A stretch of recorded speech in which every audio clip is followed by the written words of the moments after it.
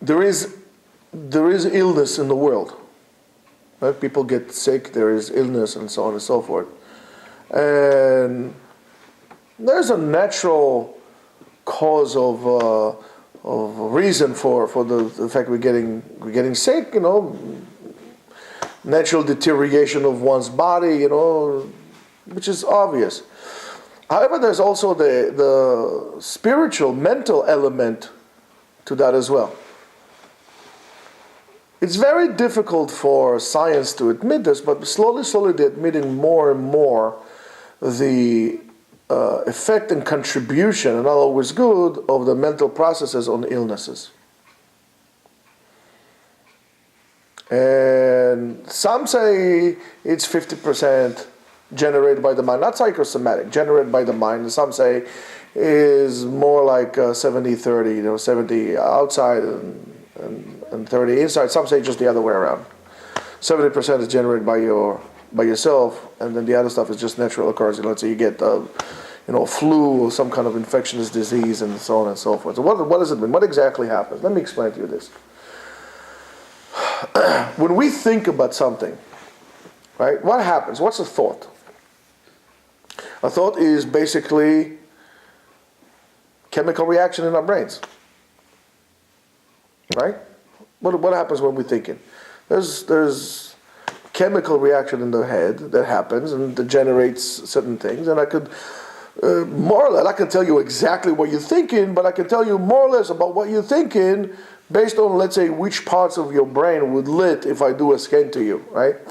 Because they were able to isolate it. They show you, for example, pornographic film or pictures, so a certain part of your brains will lit, and if they'll show you, nature, another part of your brain, and so on and so forth. So they're able to do so. You have to understand one thing. That when you think about something, not only the chemistry in your brain changes, there will be more or less, for example, all those wonderful things that we like. What we like a lot, melatonin, serotonin, and all these toning in your head that creates sensation of pleasure and so on and so forth. Neurotransmitters fires at different frequencies. So not only that, it actually changes the chemistry of your own body. You can change the chemistry of your body based on that. You don't believe me? Not a problem. If you are stressed, or will create a stressful situation to you, what will happen eventually? Well, you'll get a whole bunch of diseases today that are attributed to stress. Whether it's going to be your prostate, whether it's going to be your high blood pressure, cholesterol, even diabetic sometimes is generated by stress. Well, the doctor will tell you, relax, stress, right away. Well, where's stress coming? Is it a bug? Is stress a bug? Stress is not a bug. Stress is a mental process that happens. I'm not saying we're all lunatics. Well, sometimes we are, but stress is a mental process that happens in your head that affects the rest of your body. And because of that, you get sick. Now, if you get sick because you have stress, you get a heart attack because you have stress, or your prostate enlarges. Yes, there's a natural occurrence for prostate because of age and so on and so forth. However, one of the biggest contributors is stress. Thyroid, stress, stress, anxiety, stress. When you have anxiety, what happens to you? You stop breathing, your blood pressure happens this way, and you see how this mind affects your health, your body. And the more you think about certain things, the more you'll be that thing. We are constantly, and we're not free about this, we are constantly bombarded with the things that we have no control. As much as we don't have control so much anymore about what we eat.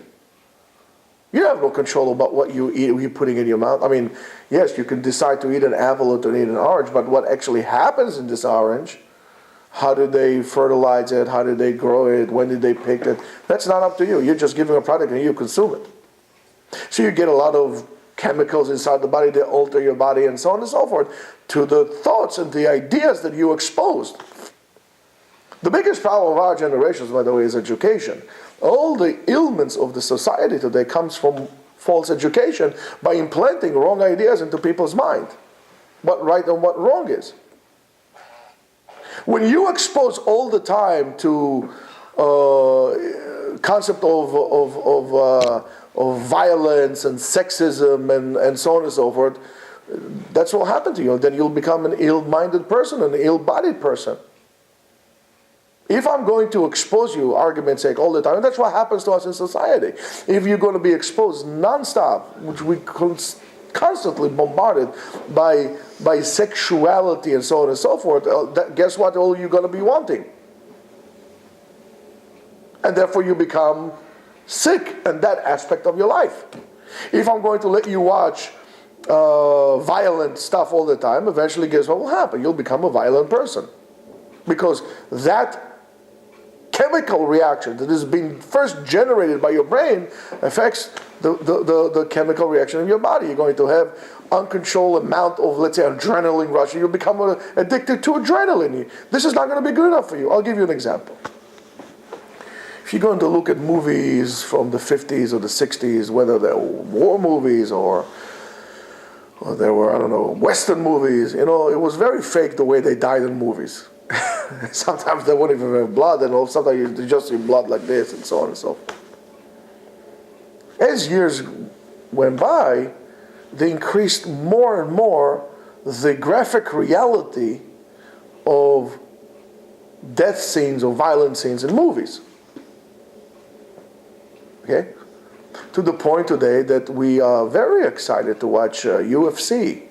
A bunch of people going, or two women going into a ring. And you should know that in UFC, the women's fighting are more interesting than the men fighting, because it's new to us to see two women beating each other to a pulp. We like to see blood, cages and blood and so on and so forth. So what's going to be the next thing? We have to see two people actually killing each other and we get a big thrill with it? I don't see two people getting so thrilled by watching two people playing chess. But blood? Oh, we love it.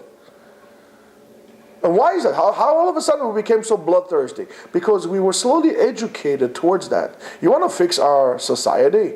Well, fix our education. Today, what you see today as a result of what happened in the 60s and the 70s. Because those buffoons who were hippies today are college professors and teachers. So I feel bad for our kids, and I feel bad not for our kids, I feel bad for our grandchildren. You have to understand that the reason for our misery is because what we allow to be exposed, we have no control over that. That's why you said, I don't want to have a part of that. I'm out of this. If you would experience, and again, these are researchers that you can back up. If you would experience yourself to an hour of heavenly bliss, like tremendous joy, that your mental activities are going to increase. You're going to be more productive. You're going to be able to think sharper. The fact that we are so lethargic in our thoughts and we are not able to create and to live to such level is because we are very stressed out. We are emotionally and spiritually sick. People who are happy are more active. People who are not happy are more violent and more lethargic. And there's nothing you can do to generate their happiness.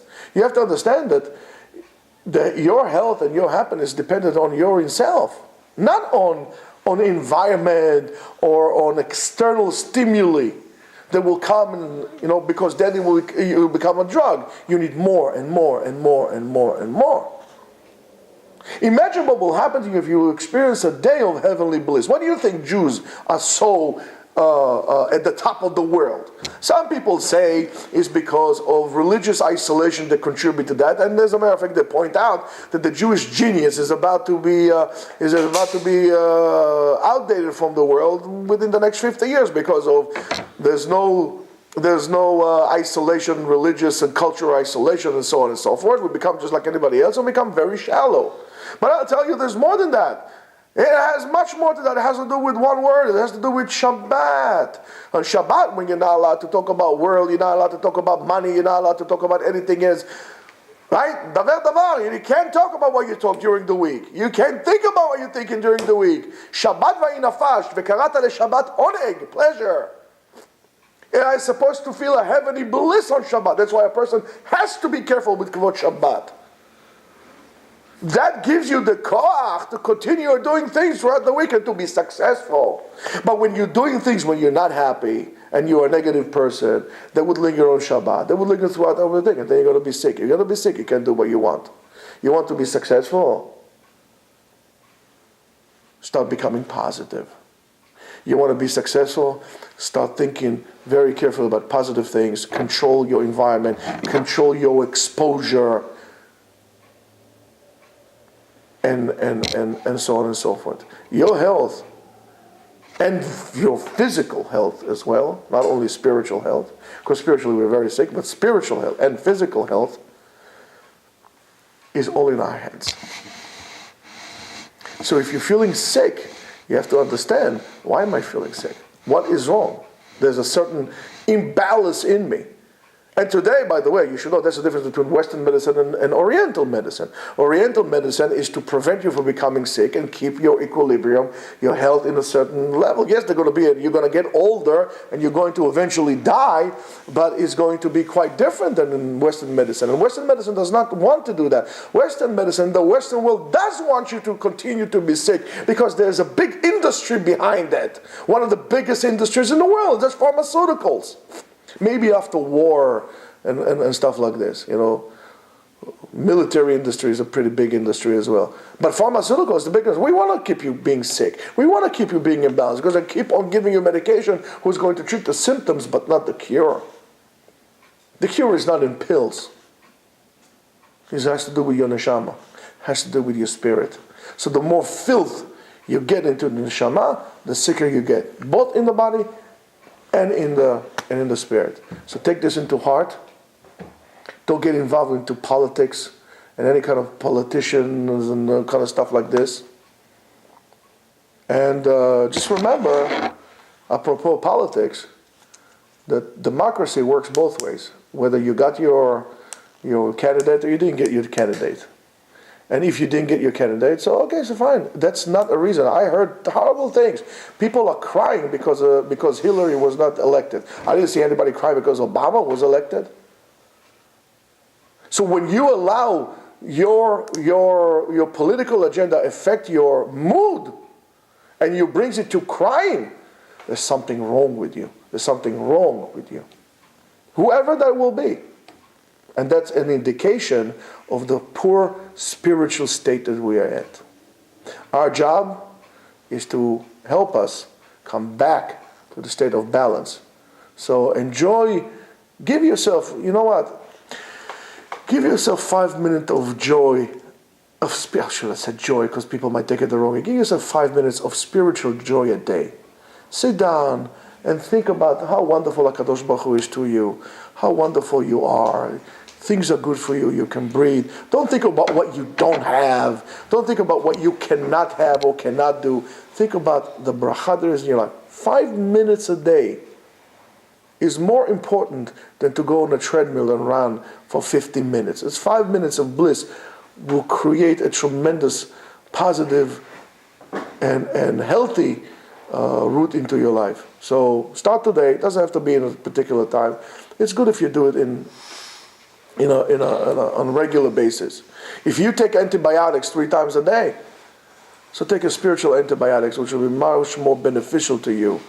If you do that, smile, be happy, be positive, and be healthy. Have a great day.